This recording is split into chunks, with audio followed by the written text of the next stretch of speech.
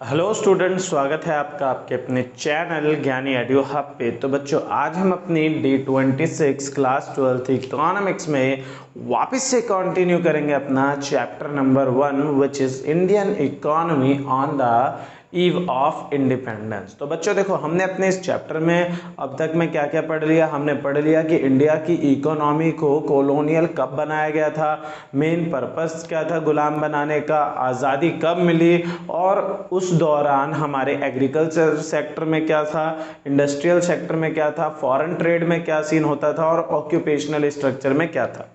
अब बच्चों, हमारे इस चैप्टर में रह गए दो टॉपिक, जिसमें से आज की क्लास में हम लोग स्टार्ट करेंगे अपना स्टेट ऑफ इंफ्रास्ट्रक्चर। कि भाई भारत में जो इंफ्रास्ट्रक्चर था वो इंफ्रास्ट्रक्चर दरअसल कैसा था किस टाइप का।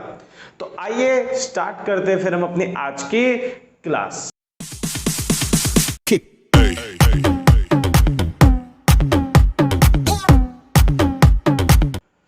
हाँ जी बच्चों, तो देखो आज की क्लास में हम लोग पढ़ने वाले हैं स्टेट ऑफ इंफ्रास्ट्रक्चर के बारे में। कि भैया इंफ्रास्ट्रक्चर कैसा था जब हमको गुलाम बनाया गया 1757 में, बैटल ऑफ प्लासी के बाद से लेकर के 1947 तक में इंफ्रास्ट्रक्चर में क्या हुआ, कैसा था इंफ्रास्ट्रक्चर का सिस्टम, किस प्रकार का था, कौन कौन सी फैसिलिटीज हमारे पास थी, ये सब पढ़ेंगे। तो देखो भाई, सबसे पहले हमारा फर्ज बनता है इसलिए जानना क्या कि सर इंफ्रास्ट्रक्चर होता क्या है सर। तो देखो भाई, इंफ्रास्ट्रक्चर का मतलब सिंपल है कि अपने आसपास, हमारे आसपास एनवायरनमेंट में जो कुछ भी सर्विसेज अवेलेबल होते हैं जिनसे हम अपना ग्रोथ कर सकते हैं, उन सभी सर्विसेज को, फैसिलिटीज को विवेल से इंफ्रास्ट्रक्चर। जैसे रोड है, रोड का इस्तेमाल क्या किया जाता है, कंट्री के हर एक सिटीजन के द्वारा किया जाता है ताकि उनका भी क्या हो, ग्रोथ हो सके। तो सिंपल देखो, इसलिए कहा जाता है इंफ्रास्ट्रक्चर क्या, तो सर कुछ भी नहीं,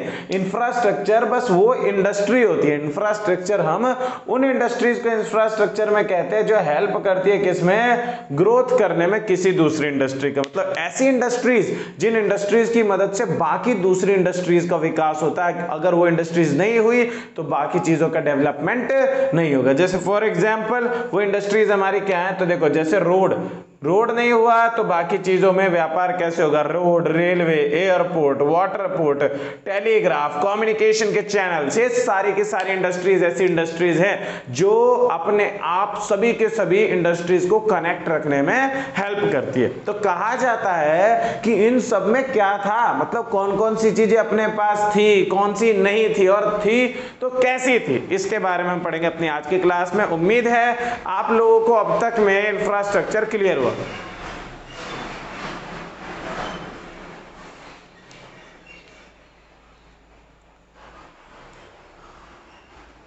उम्मीद है कि आप लोग को इंफ्रास्ट्रक्चर क्लियर हुआ। इंफ्रास्ट्रक्चर में आप समझ गए कि सर कुछ नहीं है, इंफ्रास्ट्रक्चर बहुत ही सिंपल है सर। क्या है वो इंडस्ट्री, जो इंडस्ट्री दूसरी इंडस्ट्री को ग्रोथ करने में हेल्प करे उसको हम कह देते हैं इंफ्रास्ट्रक्चर। जैसे road, railway, airport, transport, waterport, telegraph, communication के अलग अलग चैनल्स, पोस्टग्राम्स वगैरह वगैरह, सब कुछ हमारा आता है इंफ्रास्ट्रक्चर के अंदर।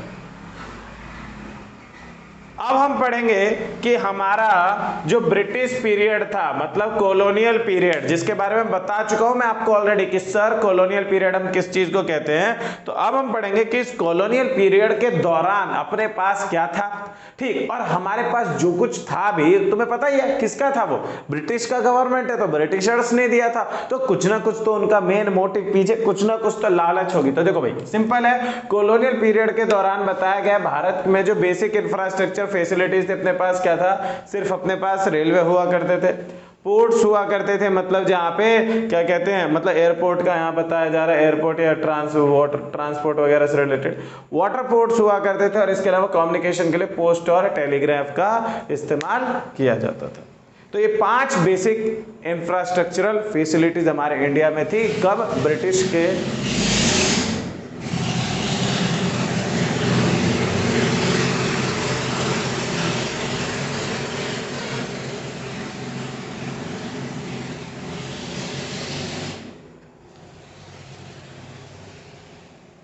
तो कब, तो हाँ भाई, तो देखो अंडर कॉलोनियल रूल मतलब कॉलोनियल पीरियड के दौरान जब हमें गुलाम बना के रखा था तो हमारे पास कौन कौन सी बेसिक इंफ्रास्ट्रक्चरल फैसिलिटीज थी उनके बारे में हम पढ़ेंगे कि ठीक वो फैसिलिटीज क्या क्या थी। और देखो मैं पहले बता दे रहा हूं, देखो जो भी था क्यों था भाई, अंग्रेजों ने दिया था हमें, मतलब क्यों, कुछ ना कुछ तो उनके पीछे उनकी लालच वगैरह होगी, है ना। तो देखो भाई जो फैसिलिटीज थी वो क्या थी, railway, ports, water port, post और टेलीग्राफ। उस टाइम पे सिर्फ ये 5 बेसिक इंफ्रास्ट्रक्चरल फैसिलिटीज इंडिया के पास थी। और ये भी हमें क्यों दिया गया था, तो ब्रिटिशर्स का मेन मोटिव यहाँ पे हमारा डेवलपमेंट नहीं था, इनका मेन मोटिव ये था कि ये सबसर्व कर सके, मतलब वापस से कॉन्टिन्यूअसली क्या कर सके, तो अपने कॉलोनियल इंटरेस्ट को वहां पे गेन करते रहे, मतलब कि उनका कॉलोनियल इंटरेस्ट खराब ना हो जाए। चलो कोई बात नहीं यार, पैसा लगा दिया, कोई दिक्कत वाली बात नहीं है, कुछ ना कुछ तो फायदा अपना आता रहेगा, फायदा आना बंद तो नहीं होगा, इसके वजह से इन्होंने इंफ्रास्ट्रक्चरल फैसिलिटीज हमें दी थी।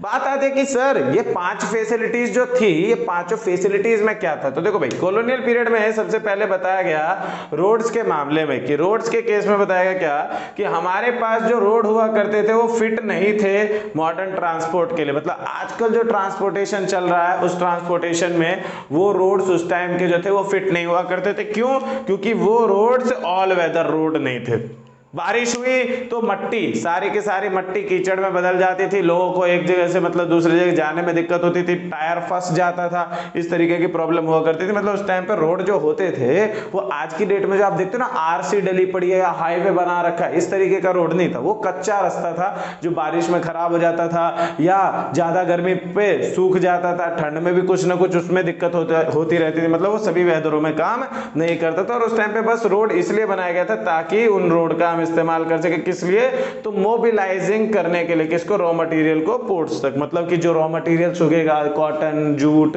शुगर वगैरह जो कुछ भी रॉ मटेरियल उगाया जाता था उनको पोर्ट्स तक पहुंचाया जा सके, जिसके लिए उस टाइम पे वो रोड्स बनवाए गए थे। बात आती है सर दूसरा इंपॉर्टेंट, देखो भाई सबसे इंपॉर्टेंट है, एमसीक्यू में 200% आएगा ही आएगा कि अंग्रेजों के द्वारा, क्योंकि बहुत मेजर कंट्रीब्यूशन था ये, तो देखो अंग्रेजों के द्वारा बहुत ही मेजर कंट्रीब्यूशन अपने इंफ्रास्ट्रक्चर में जो था वो क्या था, रेलवेज। क्या था, रेलवेज। रेलवेज में देखो क्या है, कहा गया है कि सर सबसे इंपॉर्टेंट बात कि इंडिया के अंदर जो रेलवे आई थी तो वो कब आई थी, सन 1850 1850 में भारत के अंदर, इंडिया के अंदर रेलवे लाइन पहली बार बिछाई गई थी और रेलवे इनका इंट्रोड्यूस किया गया था। और क्यों किया गया था पता है, ये भी अंग्रेजों ने अपने फायदे के लिए करा, पर हाँ इससे थोड़ा बहुत हमें भी बेनिफिट हुआ, क्योंकि ये एक अलग ही तरीके का ट्रांसपोर्टेशन मतलब ट्रांसपोर्टिंग व्हीकल था हमारे लिए, ठीक, जो कि हकीकत में बहुत ज्यादा जरूरी था और इसने हमारे इंडिया को आज भी हेल्प कर रखी है, क्योंकि इससे क्या होता है कि एक तो जो रेलवे है उतना ज्यादा महंगा नहीं है, दूसरी चीज रेलवे हमारे को हेल्प करता है किसमें, तो हमारे लॉन्ग जर्नी, लंबी जर्नी, लंबे लंबे बहुत ज्यादा बड़े बड़े डिस्टेंस वाले जर्नी को कम से कम टाइम में कवर करने में रेलवे हमारी हेल्प करता है। इसके अलावा उस टाइम पे रेलवे को जो बनाया गया था, क्यों बनाया गया था, इसलिए बनाया गया था क्योंकि हमने क्या किया था भाई, हमने नहीं, अंग्रेजों ने क्या किया था, तो भारत में सर कॉमर्शियलाइजेशन ऑफ एग्रीकल्चर ले आए थे। तो कॉमर्शियलाइजेशन ऑफ एग्रीकल्चर में हर गांव से माल उठाना पड़ेगा ना, तो भैया इसलिए रेलवे लाइन बिछाई गई थी ताकि पटरी के हर एक गांव के बाहर से रेलवे लाइन निकाल दी जाए और लोग आए वहां से अपना मालगाड़ी में सामान लोड करें, काम खत्म। तो कुल मिला के 2 मेन ट्रांसपोर्ट के बारे में जिसके बारे में हमें पता होना चाहिए, क्या, पहला रोड का मामला क्या था, तो रोड सर होते थे पर उतने बढ़िया रोड नहीं थे, ऑल वेदर रोड नहीं थे, वो रोड बस काम चलाओ रोड थे, खेत के बीच में से रास्ता निकाल दिया, इस तरीके का रोड वाला सिस्टम होता था, कच्चे रास्ते थे जो खराब हो जाते थे।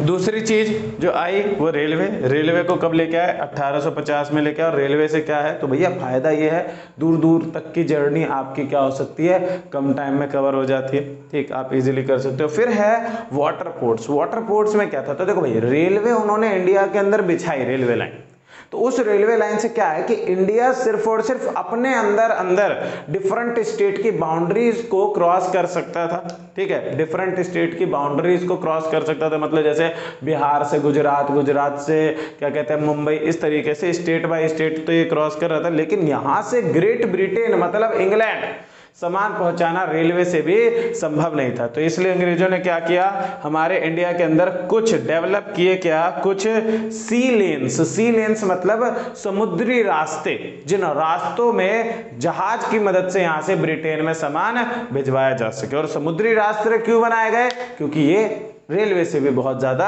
सस्ता हुआ करता था। और उसके अलावा दो फैसिलिटीज और थी, टेलीग्राफ था, टेलीग्राफ में उन्होंने इलेक्ट्रिक मोड ऑफ टेलीग्राफ को उन्होंने क्या किया था, लॉन्च किया था उस टाइम पे।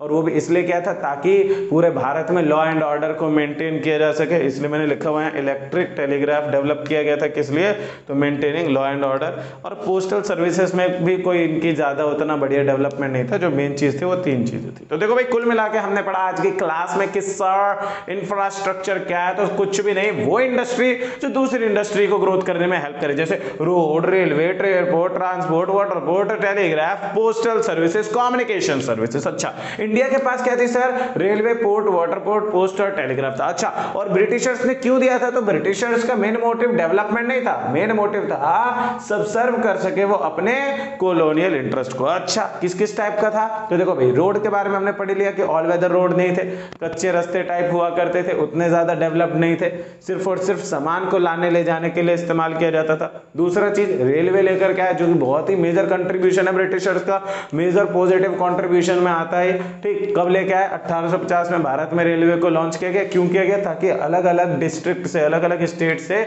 माल को उठाया जा सके और एक जगह इकट्ठा किया जा सके। अच्छा, और उसके बाद क्या किया गया, तो वाटर पोर्ट का भी मतलब वाटर पोर्ट्स वगैरह भी बनाए गए भारत के अंदर, अलग अलग सी लेन्स बनाई गई यहाँ से ग्रेट ब्रिटेन को जो कनेक्ट कर सके, ताकि वाटर पोर्ट्स में हम जहाज की मदद से और ज्यादा सस्ते में क्या कर सकेंगे, यहाँ से अपने सामान को ग्रेट ब्रिटेन पहुंचा सकते हैं। क्योंकि पढ़ाई था तुमने फॉरेन ट्रेड वाले में कि भैया मोनोपोली थी, 51% कम से कम ट्रेड इंडिया का ग्रेट ब्रिटेन के साथ होता था। फिर टेलीग्राफ और पोस्टल सर्विसेज में क्या किया गया, तो टेलीग्राफ में इलेक्ट्रिकल मोड लेके आए थे, ताकि भारत के दूर दूर के हिस्से में भी क्या कहते हैं, जल्दी से जल्दी मैसेज पहुंचाया जा सके, लॉ एंड ऑर्डर को मेंटेन करने के लिए किया गया था। और पोस्टल सर्विसेज में उतना डेवलपमेंट नहीं था, पर हाँ थोड़ा बहुत इन्होंने उसमें भी किया था। तो कुल मिला के आज की क्लास बच्चों हमारी यहीं पे होती है समाप्त। उम्मीद है आप लोगों को वीडियो में सारे कंसेप्ट्स क्लियर हो गए होंगे, और अगर नहीं हुए हैं तो कोई बात नहीं, मिलते हैं नीचे कमेंट्स में आपसे, ठीक है, आप कमेंट करें, बताएं, और फिर हम वापस से आपको उसके बारे में समझाते हैं। Thank you. और अगर आप चैनल पे नए आए हैं तो चैनल को सब्सक्राइब करके जरूर जाएं, ताकि आपको और भी अच्छी नई अपडेट्स वगैरह यहाँ पे मिलती रहे। धन्यवाद।